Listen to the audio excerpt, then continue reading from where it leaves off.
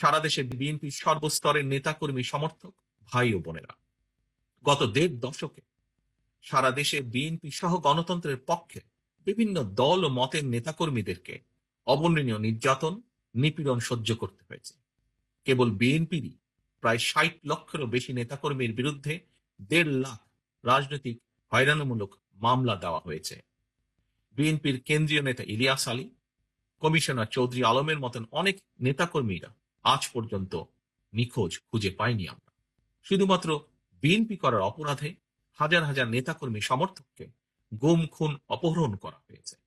তবুও বিএনপির নেতাকর্মীরা কেউ দল ছেড়ে যাননি, স্বৈরাচার সঙ্গে করেনি আপোষ।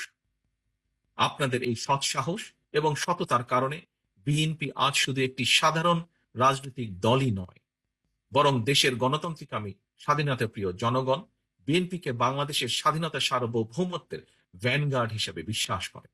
এটি একজন রাজনৈতিক কর্মীর জন্য নিঃসন্দেহে একটি বিরাট বড় প্রাপ্তি।